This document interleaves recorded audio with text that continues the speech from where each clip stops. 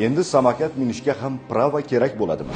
Vazirlar Mahkamasining joriy yil 30-mart kunidagi 125-son qaroriga ko'ra, moped va skuter, shuningdek, eng yuqori tezligi 25 km dan oshmaydigan, ish hajmi 25 cm3gacha bo'lgan, ichki yonuv dvigateliga ega bo'lgan yoki belgilangan quvvati 0,25 kW gacha bo'lgan kichik hajmdagi mototransport vositalarini boshqarish uchun A1 kichik toifasi bo'lishi kerakligi belgilandi. Biroq qarorning ushbu bandi oxirida individual harakatlanish vositalari bundan mustasno ekanligi ko'rsatib o'tilgan.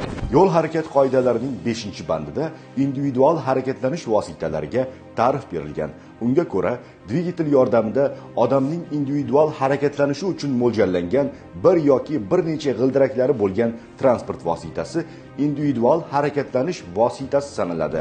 Ya'ni elektrosamokat, elektr skateboardlar, segveylar, unitsikllar, monog'ildirak va boshqa shunga o'xshash transportlarni boshqarish uchun haydovchilik guvohnomasi talab etilmaydi. Bunday transportlarni boshqarish uchun amaldagi qoidalarga rioya etgan holda velo yo'laklardan, ular bo'lmaganda esa yo'lning chetki bo'lagidan harakatlanish lozim. Xabarni esa qarorni noto'g'ri talqin qilgan tarmoq vakillariga ishonib qolmaslik uchun yaqinlaringizga ham ulashib qo'ying.